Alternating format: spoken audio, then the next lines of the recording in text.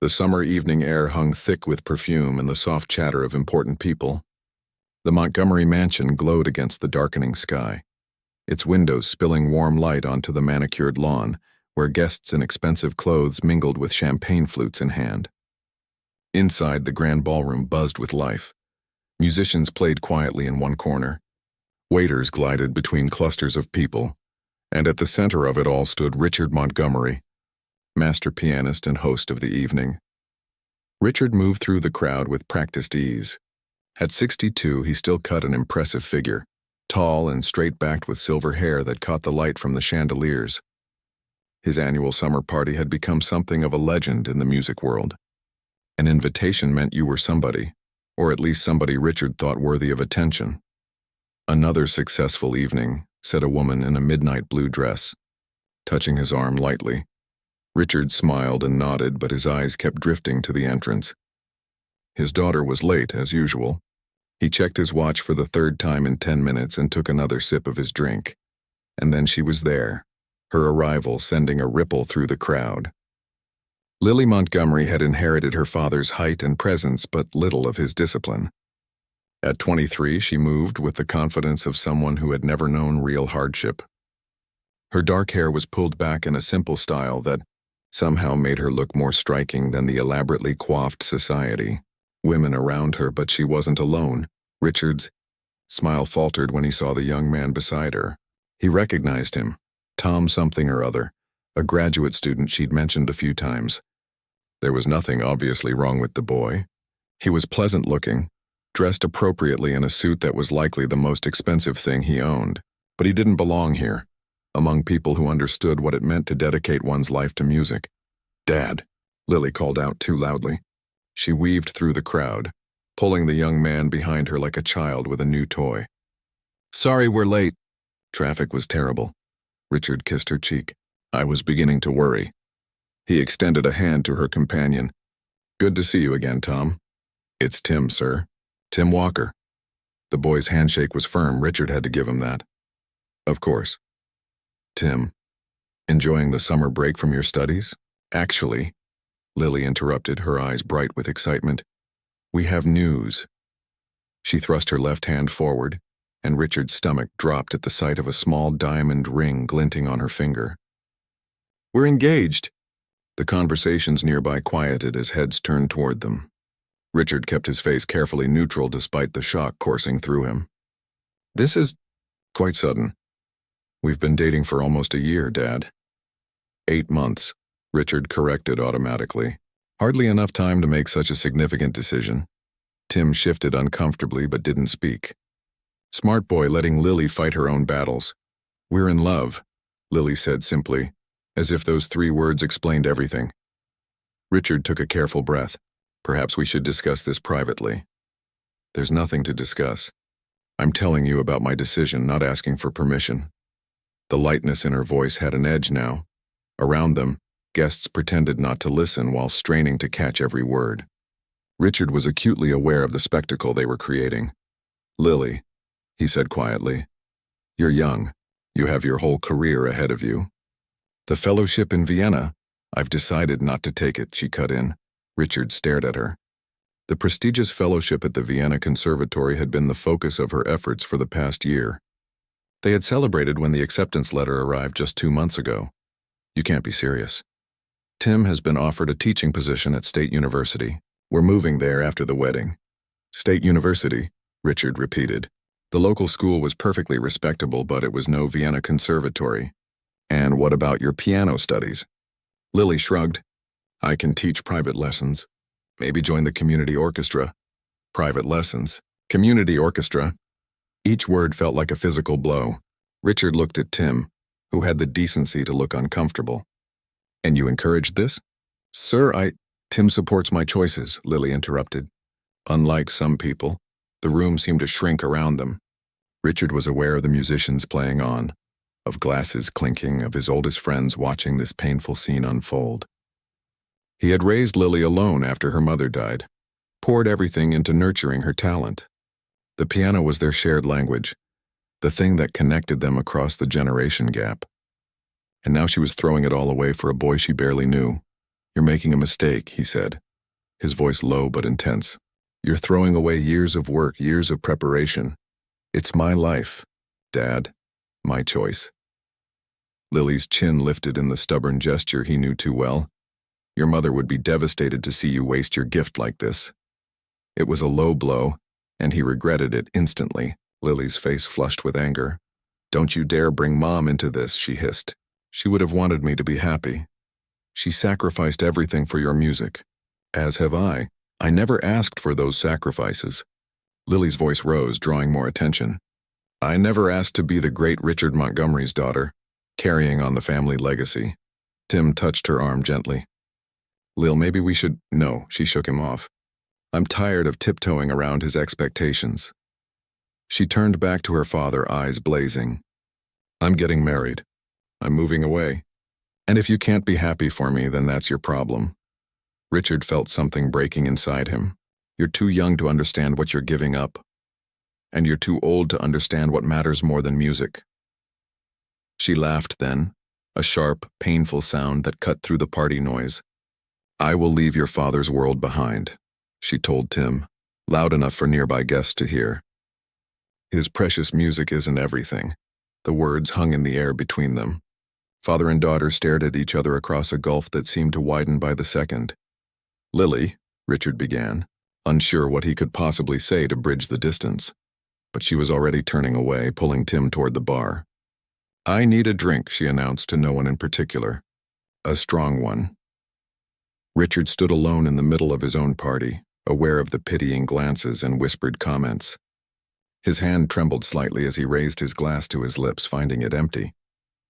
A waiter appeared at his side with a fresh drink, murmuring, "Sir, with practiced discretion, for the next hour." Richard played his part, the gracious host, the celebrated pianist, the man whose life was perfectly in order. He laughed at the right moments, discussed upcoming concerts and promising students, accepted compliments on the evening's success. But his eyes kept finding Lily across the room as she moved from group to group, showing off her ring, leaning against Tim's arm, deliberately avoiding her father's gaze. When the party began to wind down, Richard found himself at the grand piano in the corner of the ballroom. He hadn't planned to play tonight. He had hired musicians for that purpose, but his fingers sought the keys as they always did in moments of distress. He began softly, a Chopin nocturne that had been his late wife's favorite. The gentle melody rose above the conversations, and gradually the room quieted. This was the Richard Montgomery everyone had come to see, the artist whose playing could bring tears to the eyes of even the most jaded listener. From across the room, he saw Lily watching him, her expression unreadable. For a moment he thought she might come to him, might sit beside him on the bench as she had done since childhood. Instead, she turned away, whispering something to Tim before slipping out through the French doors that led to the garden. Richard's fingers never faltered, but inside, a heavy certainty settled over him. Something precious was ending tonight, something he wasn't sure could ever be repaired. The melody flowed from his hands, beautiful and haunting, filling the room with unspoken grief. Outside in the summer darkness, his daughter was making plans for a future that wouldn't include him. And Richard played on, the music saying everything his words had failed to express. The grand piano stood silent in the corner of Richard's living room, its polished surface gathering a thin layer of dust. 3 weeks had passed since the disastrous party, and no music had filled the Montgomery home. The cleaning lady had been instructed not to touch the instrument, a directive that puzzled her but one she followed without question. Richard sat in his study, staring at the phone that hadn't rung. Lily hadn't called since that night. No apologies, no attempts to mend fences, just silence heavier than any argument could be. "Mr. Montgomery?" His housekeeper, Mrs. Chen, appeared in the doorway. "Your tea." "Thank you," he said, not looking up from the stack of papers on his desk, administrative work from the music academy he'd founded 20 years ago. Once he'd found such tasks tedious. Now they were a welcome distraction. Mrs. Chen hesitated. "Will you be playing today?" Richard's hand stilled over a document. "No, I have too much work." She nodded and left without another word, but her question lingered in the air. The entire household had noticed his silence, the absence of music that had once flowed through these rooms like oxygen. His fingers ached. Not from arthritis, as he'd told curious friends who asked why he'd canceled his upcoming recital. It was a different kind of pain, the ache of absence, of purposelessness. For 40 years, Richard's hands had spoken a language more fluent than his spoken words. Now they fumbled with pens and paper, clumsy and mute. The phone rang, startling him. His heart jumped. Lily? But the caller ID showed the Academy's number. Richard Montgomery, he answered, voice professional and controlled. Mr. Montgomery, it's Diane from administration. I'm sorry to bother you at home, but we have a situation with the building's east wing. The pipe burst again, and there's water damage in 2 of the practice rooms. Richard pinched the bridge of his nose. Call the usual plumber? We did, but he can't come until next week. The maintenance supervisor we hired last month quit yesterday. Family emergency. We're trying to find a temporary replacement, but I thought you should know. I'll come in, Richard said, already reaching for his jacket. The Academy was his life's work, a place where talented young musicians could develop their gifts under the guidance of top instructors. He couldn't let it fall apart, especially now. An hour later, Richard stood in a puddle in practice room E, surveying the damage. Water had seeped into the carpet and was threatening the baseboards. Worse, the Yamaha upright in the corner had been splashed, though it didn't appear seriously damaged. This keeps happening, said Diane, who had met him at the door. We need to replace the whole section of plumbing, not just keep patching it. Get some estimates, Richard replied, rolling up his sleeves. For now, let's save what we can. They worked together, moving instruments away from the wet areas, using towels to soak up water. Richard's expensive shoes were ruined, but he hardly noticed. There was something refreshing about dealing with a straightforward problem, one that could be solved with practical action rather than emotional navigation. Mr. Montgomery? A voice came from the doorway, unfamiliar, male with a slight accent. I heard you need help with plumbing. Richard turned to see a man in his 50s, medium height with salt and pepper hair and a weathered face. He wore work clothes, clean but well-worn, and carried a toolbox. And you are? Richard asked, straightening up. Antonio Reyes. The man set down his toolbox. I was applying for the maintenance supervisor position when this lady told me about the emergency. He nodded toward Diane. He has references, Diane added quickly. 20 years' experience in building maintenance. I thought, given the circumstances, Richard studied the man. There was something dignified about him, despite his work clothes. His hands were strong and calloused, the nails neatly trimmed. The eyes that met Richard's were direct and intelligent. You know plumbing? Richard asked. Antonio nodded. Plumbing, electrical, carpentry. Basic repairs. Can you fix this now? I can stop the leak. Proper replacement of pipes will take more time. Richard gestured toward the exposed pipes. Show me. For the next hour, Richard watched as Antonio worked efficiently, shutting off the water supply, disassembling the damaged section, and installing a temporary fix. He worked mostly in silence, responding to questions with brief, precise answers. There was something soothing about his methodical approach. That will hold for now, Antonio said finally, wiping his hands on a rag. But the whole section should be replaced soon. The pipes are old. How soon can you start? Richard asked. Antonio looked up, surprised. Start? The maintenance position. It's yours if you want it, a small smile. I can start tomorrow. Good. Richard handed him his card. Come to my office at 8. We'll sort out the paperwork. That night, Richard returned home exhausted but somehow lighter than he'd felt in weeks. He ate the dinner Mrs. Chen had left for him, then wandered into the living room where the piano waited, silent and accusing. He ran a finger along the edge, leaving a line in the dust. Then, before he could change his mind, he sat on the bench and lifted the cover.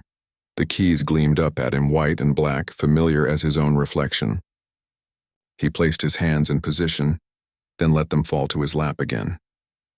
The silence stretched on. The doorbell rang, saving him from the moment. Richard closed the piano cover and went to answer it. Tim stood on the doorstep, looking uncomfortable in a button-down shirt and khakis. Mr. Montgomery, he said, shifting his weight. I hope it's not too late to stop by. Richard's first instinct was to shut the door, but curiosity won out. It's nearly 9 o'clock. I know, sir. I'm sorry. Tim took a deep breath. May I come in? Just for a minute? Richard stepped back, allowing the young man into the foyer. Is Lily all right? She's fine. She doesn't know I'm here.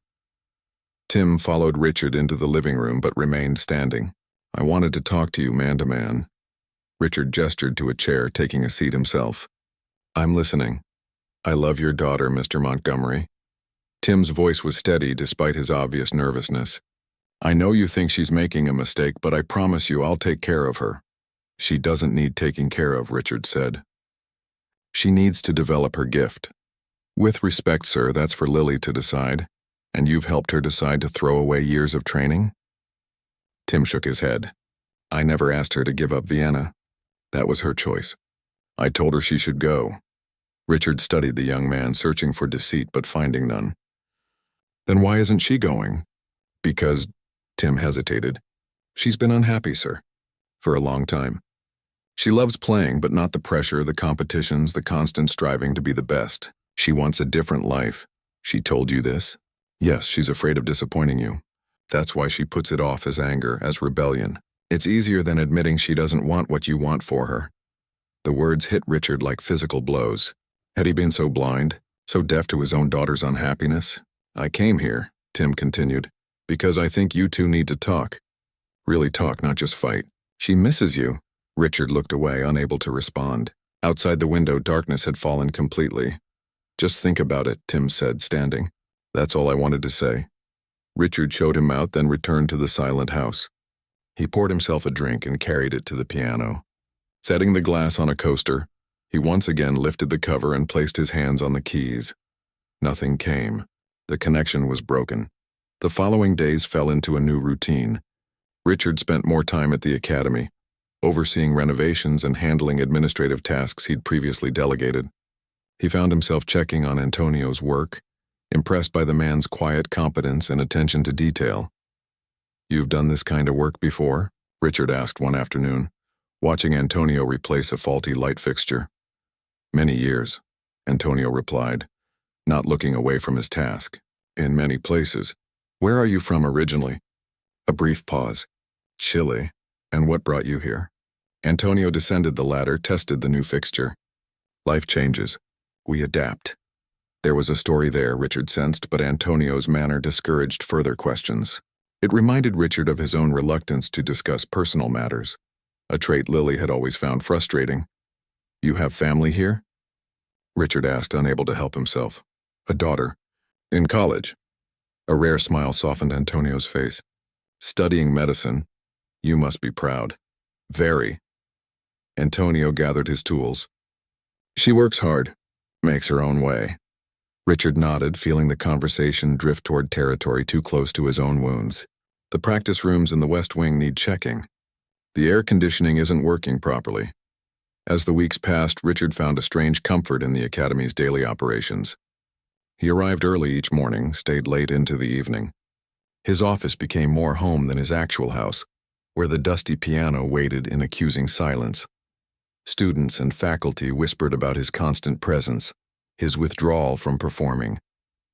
Richard ignored the rumors. Let them think what they wanted, that his hands were failing, that he'd lost his nerve, that he was having a late-life crisis. The truth was both simpler and more complicated. The music had left him, just as his daughter had. One evening, as Richard was leaving his office, he heard a familiar melody drifting from the main recital hall, Chopin's Nocturne in E-flat major, played with delicate precision. Curious about which faculty member was practicing so late, he followed the sound. The hall was dark except for a single light above the stage, where the Academy's grand piano stood. Richard paused in the doorway, not wanting to interrupt. The pianist's back was to him, but Richard could see the perfect posture, the economical movement of the shoulders, the complete absorption in the music. It wasn't until the piece ended that Richard realized who was playing.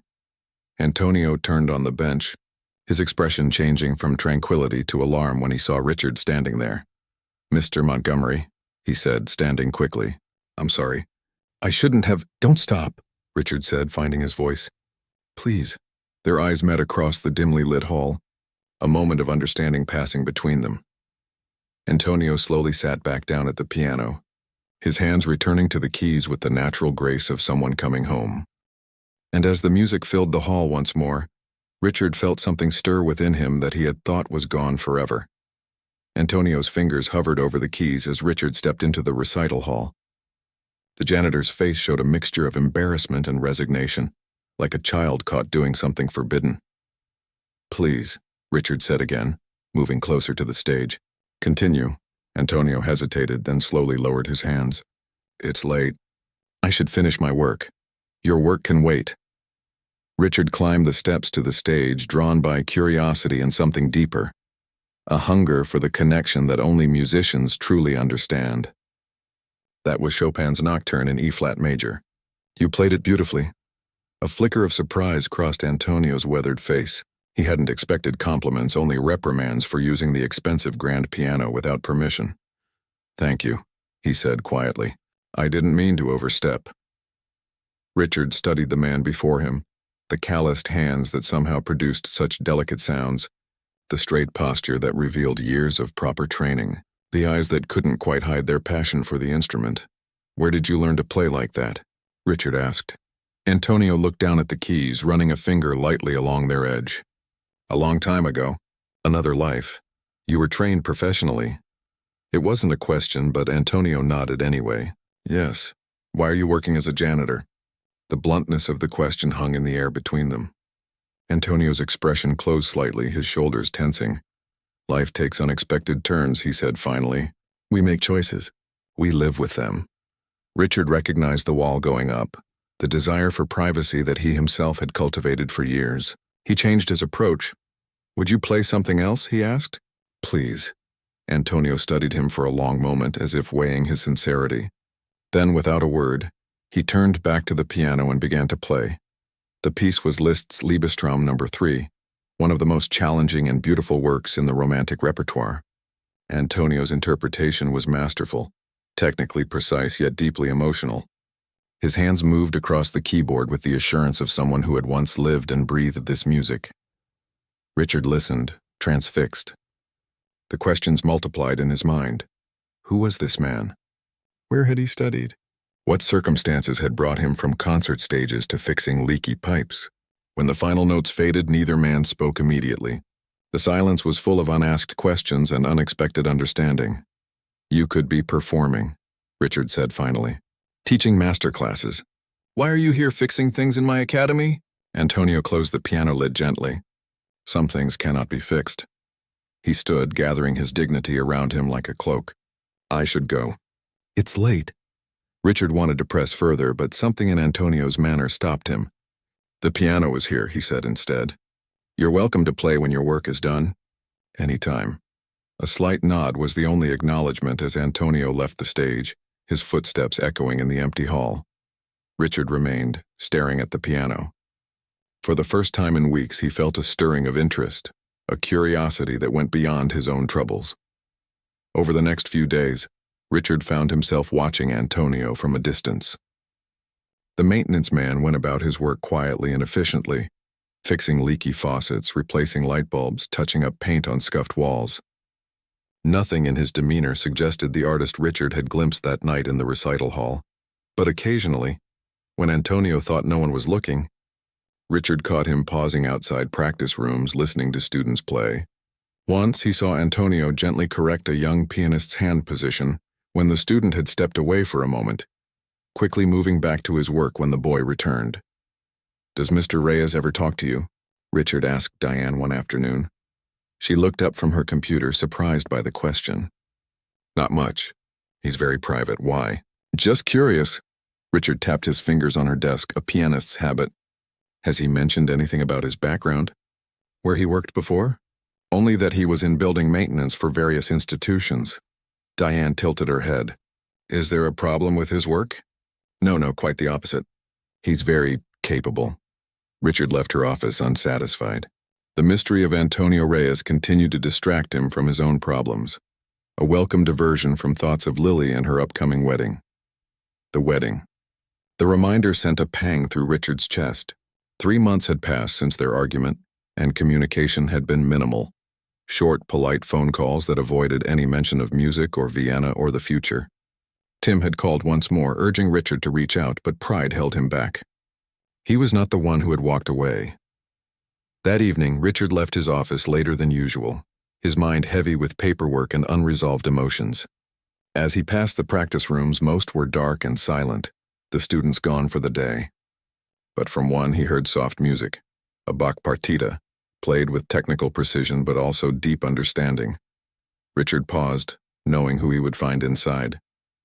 Sure enough, Antonio sat at the upright piano, lost in the complex patterns of Bach's mathematics. This time Richard didn't interrupt. He simply listened, watching through the small window in the door as Antonio's fingers danced across the keys, his face transformed by concentration and joy. When the piece ended, Richard knocked softly before entering. Antonio looked up, unsurprised this time. "Mr. Montgomery." "That was beautiful," Richard said, closing the door behind him. "Your Bach is exceptional." "Thank you." Antonio made no move to leave the piano bench, his usual discomfort seemingly lessened by the music still hanging in the air between them. Richard pulled up a chair. "I think it's time you told me who you really are." Antonio's eyes met his, measuring, judging. Then he sighed, a sound of surrender. "My name is Antonio Reyes Dominguez," he said quietly. "I studied at the National Conservatory in Santiago, then at Juilliard on scholarship. I performed with orchestras in New York, Boston, Chicago. For 15 years I toured internationally." Richard's eyes widened. The name was familiar, a rising star in the classical world 2 decades ago then. "Nothing. I heard you play Rachmaninoff's Third Concerto with the Boston Symphony, 1997, I think. You received a standing ovation." A small smile touched Antonio's lips. "You remember?" "Of course. You were brilliant. Then you disappeared from the concert circuit. There were rumors. Most likely true." Antonio's fingers traced silent patterns on his thighs, muscle memory from years of practice. "Political troubles in Chile. My family had opposed the regime for years. When I spoke out during an interview in Santiago, it created problems." "What kind of problems?" "Threats. Against my parents, my sister. My daughter was 5 years old." Antonio's expression darkened. "One night men came to my home while I was performing. They broke my wife's fingers one by one. A warning, they said." Richard inhaled sharply. "My God. We fled to the United States. Changed our names. I had friends who helped us disappear." Antonio looked down at his own hands. "For years I didn't touch a piano. It felt dangerous, like it would lead them to us." "And your wife?" "The damage was too severe. She never played again." His voice grew softer. "She was a violinist. First chair with the National Orchestra. The loss broke something in her. 2 years later, she was gone. An accident, they said, but..." He didn't finish the thought. "He didn't need to." Richard understood the unspoken suggestion, that perhaps it hadn't been an accident at all. "I'm sorry," Richard said, the words inadequate against such tragedy. Antonio nodded, accepting the sympathy. "I raised our daughter alone, worked jobs where no one would look for a concert pianist. Construction, maintenance, factory work." A small smile. "She graduates medical school next year. And you never performed again?" "No." Antonio ran his hand along the edge of the piano. "Music became private. Something I did for myself when I was sure no one would hear. Until now." Their eyes met, 2 musicians recognizing something essential in each other. "Until now," Antonio agreed. Richard leaned forward. "Your technique is still remarkable. A bit rusty, perhaps, but the foundation is there. 20 years of rust." Antonio laughed softly. "And yet when I play, it feels like no time has passed." "Music never truly leaves us," Richard said, thinking of his own silent piano at home. "Even when we leave it." A moment of understanding passed between them. "Mr. Montgomery." "Richard, please." "Richard." Antonio hesitated. "May I ask you something personal? After what you've shared?" "Of course. Why have you stopped playing?" "The students talk. They say you've canceled all performances, that you no longer demonstrate during master classes." Richard hadn't expected the question, though perhaps he should have. News traveled quickly in the small world of the academy. "I haven't stopped," he said automatically, then corrected himself. "That's not true. I have stopped. I sit at the piano and nothing comes because of your daughter." Richard looked up sharply. "What do you know about my daughter?" "Only what I've overheard. That she was supposed to study in Vienna but is getting married instead." "That you disapprove." Antonio shrugged apologetically. People talk in break rooms. Richard sighed, running a hand through his silver hair. She's throwing away a brilliant future. Is she? Or is she choosing a different future from the one you imagined for her? The question, asked gently but directly, caught Richard off guard. She has a gift, he said defensively. A responsibility to develop it. A gift is not an obligation, Antonio replied. I've watched you with the students here. You're a demanding teacher, but a good one. You push them because you believe in their potential, but not all of them will become concert pianists. Some will teach. Some will play in small venues. Some will eventually choose different paths entirely. Lily is different. She has exceptional talent, like her father. Antonio nodded. But talent without joy becomes a burden. Richard wanted to argue, to defend his expectations for his daughter, but Antonio's words struck too close to home. Hadn't Lily said something similar during their fight? That she loved playing but not the pressure, the constant striving. What would you have me do? Richard asked, the question coming from a place of genuine confusion. Simply accept that she's abandoning her music? Has she abandoned it? Or has she simply chosen a different relationship with it? Antonio stood, gathering his tools. Not everyone needs to make music their whole life, Richard. For some, it's enough that it remains a part of their life. He moved toward the door, then paused. Your daughter is finding her own way. Perhaps it's time you remembered why you chose this path for yourself in the first place. After Antonio left, Richard remained in the practice room, considering the janitor's words. For the first time in months, he placed his hands on the keys and began to play, hesitantly at first, then with growing confidence. The music felt different somehow. Less perfect, perhaps, but more honest. As his fingers moved across the familiar patterns, Richard thought about his daughter, about Antonio, about the strange turns life could take. And for the first time, he wondered if perhaps Lily's choice wasn't a rejection of everything he valued, but simply a young woman finding her own voice in the world. Rain lashed against the windows of Richard's office as he sorted through the stack of applications on his desk. The Academy's annual scholarship auditions were approaching, and he'd spent the afternoon reviewing potential candidates. Usually this task energized him, the possibility of discovering new talent, of shaping young musicians who might one day fill concert halls. Today, though, his mind kept wandering. A knock at the door pulled him from his thoughts. Come in, he called, expecting Diane with more paperwork. Instead, Tim stood in the doorway, rain dripping from his jacket onto the carpet. Mr. Montgomery, he said, slightly out of breath. I hope I'm not interrupting. Richard set down the application he'd been pretending to read. Timothy, this is unexpected, I know. I'm sorry to just show up. Tim ran a hand through his damp hair. I tried calling, but you didn't answer. Richard gestured to the chair across from his desk. What's so urgent? Tim sat, his posture tense. It's about the wedding. A cold feeling settled in Richard's stomach. What about it? Lily's considering postponing it. Tim met Richard's eyes directly. Because of you. Me? I haven't spoken to her about the wedding in months. That's just it.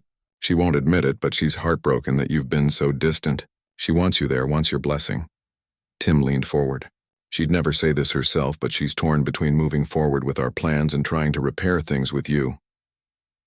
Richard sat back, surprised by the young man's directness. She hasn't indicated any of this to me. Because she's stubborn, like someone else I know. Tim smiled slightly. She gets that from you. Outside, thunder rumbled, matching the storm of emotions inside Richard. What do you want from me, Timothy? Come to dinner tomorrow night. Talk to her. Really talk, not just about music or Vienna or what you think she should do with her life. Tim's voice softened. She's still your daughter. She still loves you. Richard stared out the window at the rain-soaked campus. Students hurried between buildings, hunched under umbrellas, or simply running through the downpour. Young people with their lives ahead of them, making choices that would shape their futures. I'll come, he said finally. What time? Relief washed over Tim's face. 7. I'll text you the address. After Tim left, Richard found it impossible to focus on the applications. He shoved them into his desk drawer and walked through the Academy's halls, nodding absently to students and faculty he passed. His feet carried him to the recital hall, empty at this hour except for a familiar figure polishing the grand piano on stage.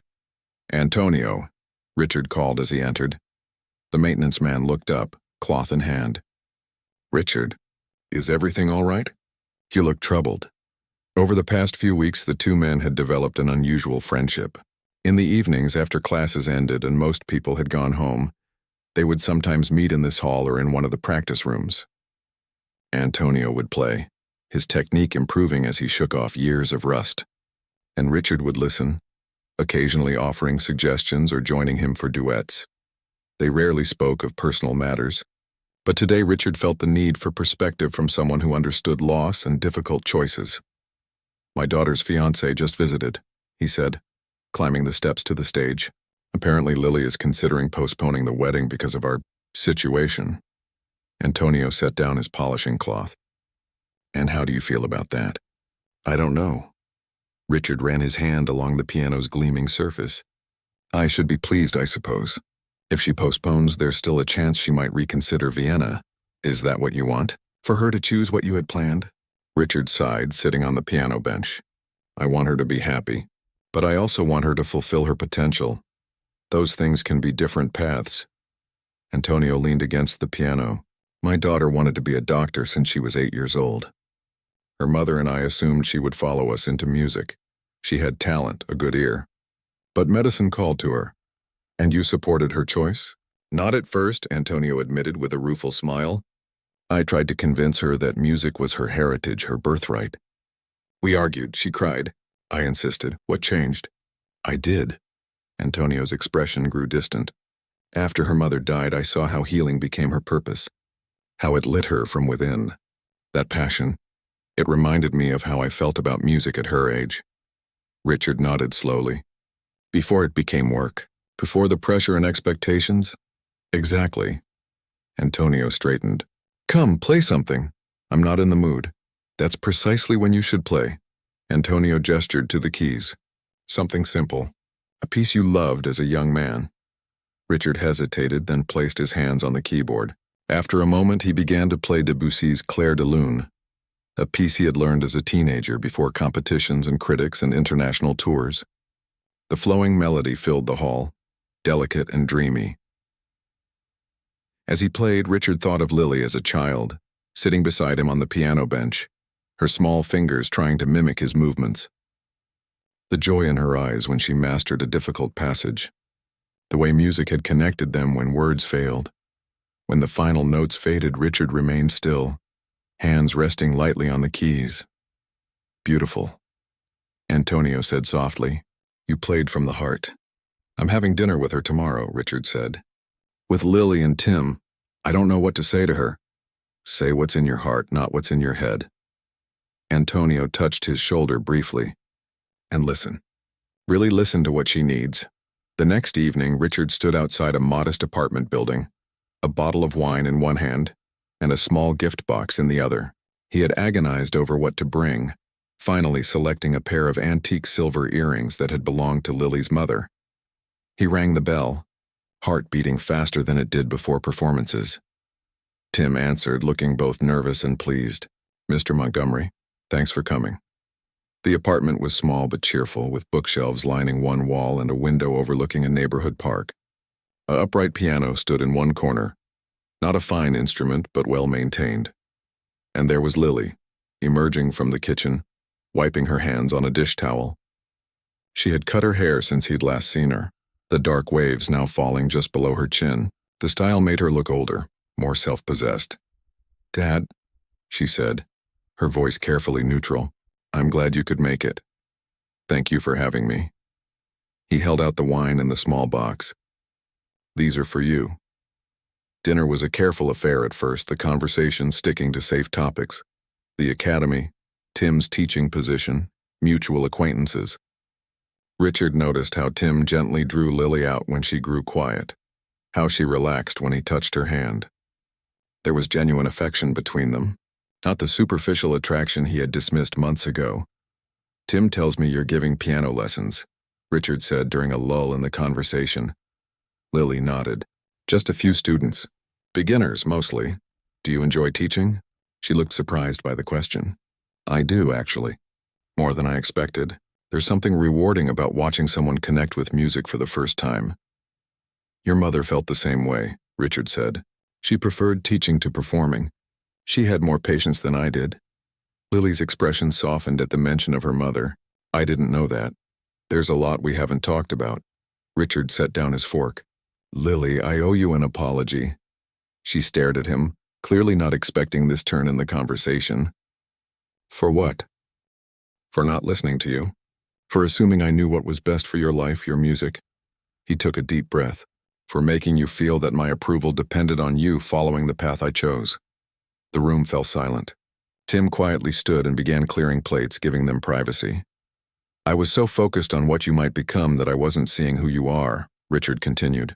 A talented, intelligent young woman who deserves to make her own choices. Lily's eyes filled with tears. I thought you were ashamed of me. That I wasn't good enough. No. Richard reached across the table to take her hand. Never that. You've always been more than good enough. I had a specific vision of success. I wanted to protect you from regrets. By making my decisions for me. By trying to give you opportunities I thought you'd want. Richard squeezed her hand. I was wrong to push so hard. To make you feel that your worth was tied to Vienna or competitions or a career on stage. Lily wiped away a tear. I do love playing. I just don't love the life that goes with being a concert pianist. The travel, the pressure, always being judged. Like your mother, Richard said softly. She felt the same way. I don't want to disappoint you, Dad. You could never disappoint me. Richard felt his own eyes growing damp. I'm proud of you. For standing your ground. For finding your own way. Tim reappeared from the kitchen, his timing perfect. Should I put on some coffee? The atmosphere lightened as they moved to the small living room with coffee and dessert. Richard found himself studying the piano in the corner. Do you play, Timothy? He asked. Tim laughed. Only badly. I took lessons as a kid but never practiced enough. He nudged Lily. She's been promising to teach me, but I'm a terrible student. Play something for us. Lily, Richard said impulsively. She hesitated. It's been a while since I practiced. Just something simple. For enjoyment. After a moment, Lily moved to the piano and sat down. She flexed her fingers, then began to play Schumann's Träumerei, a piece she had loved since childhood. Her technique wasn't flawless. Richard could hear small mistakes, hesitations, but there was a warmth to her playing, a sincerity that touched him deeply. When she finished, Richard applauded softly. Beautiful. It's not perfect, she said, a hint of the old anxiety in her voice. It doesn't need to be perfect to be meaningful, Richard replied, surprising himself with the words. Music is about connection, not just precision. Lily looked at him with wonder as if seeing a new person. Who are you and what have you done with my father? They all laughed, and something that had been knotted tight inside Richard for months began to unravel. Later, as he prepared to leave, Lily walked him to the door. I've been thinking, she said, twisting her engagement ring. About the wedding. Richard felt a pang of worry. Lily, if this dinner was about getting my blessing, you have it, unconditionally. It's not that. She took a deep breath. I'd like you to play at the ceremony. Something special just from you. The request caught him off guard. I would be honored. Really? The hope in her eyes reminded him of when she was small, looking up at him from the piano bench. Really? He embraced her, holding his daughter close. I may be out of practice, though. You'll be perfect, she said against his shoulder. As Richard walked to his car, the night air cool on his face, he felt lighter than he had in months. The music that had abandoned him seemed to hover just beyond reach, waiting to return, and he knew exactly who could help him find it again. The weeks leading up to Lily's wedding passed in a blur of activity. Richard found himself caught up in preparations, offering opinions on flower arrangements and reception music when asked, staying carefully neutral when Lily and Tim disagreed about details.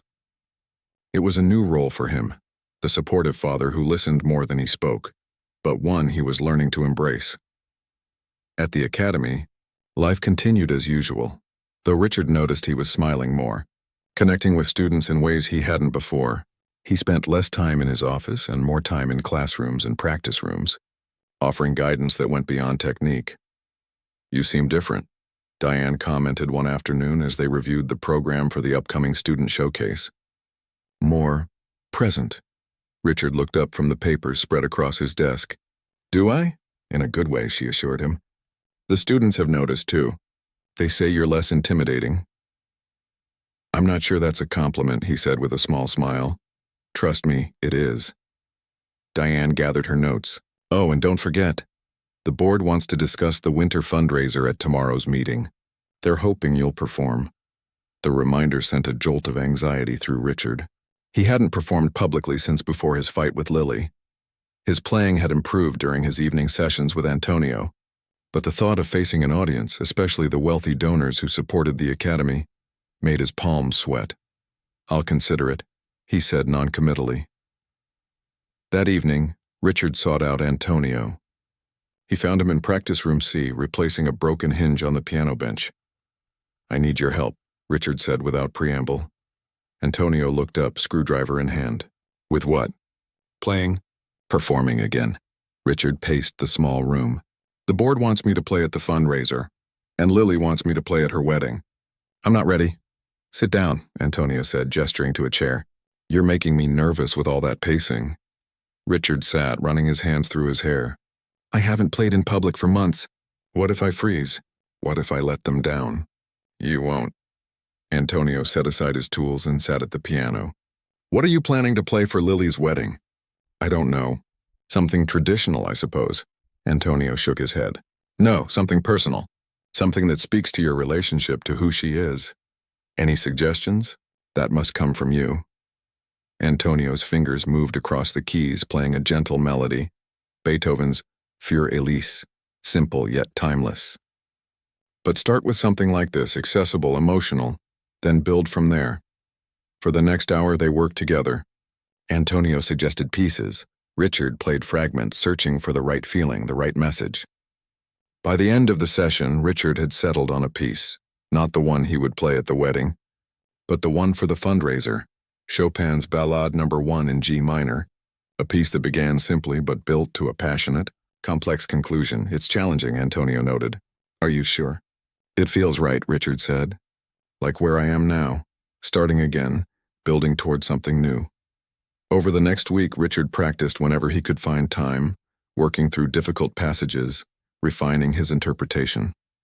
Antonio listened, offering occasional suggestions, but mostly allowing Richard to find his own way back to the music. 3 days before the fundraiser, Richard was practicing late into the evening when a knock interrupted him. He looked up to see Lily standing in the doorway of the practice room. Dad, she said, Diane told me you'd be here. Lily. Richard stood, surprised and pleased. What brings you here? She entered the room, looking around at the familiar surroundings. I wanted to hear you play. Tim mentioned you were preparing for a performance. The fundraiser, yes. Richard gestured to the piano. It's still rough. I'd like to hear it anyway. She sat in the chair Antonio usually occupied. If you don't mind, Richard hesitated, then nodded. All right, but remember, it's a work in progress. He seated himself at the piano, took a deep breath, and began to play. The opening notes of the ballade floated through the room, melancholy yet hopeful. As the piece progressed, growing more complex and emotional, Richard forgot his audience, lost himself in the music he had loved for decades. When the final chord faded, he remained still for a moment, hands hovering above the keys. Then he turned to find Lily watching him with tears in her eyes. That was beautiful, she said softly. You haven't lost anything. It's not perfect, Richard said, echoing her words from dinner weeks ago. Lily smiled. It doesn't need to be perfect to be meaningful. They looked at each other, the moment stretching between them, father and daughter, both musicians, both understanding the language of notes and silences. Have you decided what you'll play at the wedding? Lily asked. Richard nodded. I have, but it's a surprise. I can't wait to hear it. She stood. I should go. Wedding errands never end. Lily, Richard called as she reached the door. Thank you for asking me to play, for giving me a reason to find my way back. Her smile was worth all the hours of practice, all the anxiety of returning to the stage. I always knew you would. The night of the fundraiser arrived, clear and cold with stars visible above the Academy's historic buildings. Richard stood backstage in the recital hall, adjusting his cufflinks, trying to quiet the butterflies in his stomach. Nervous?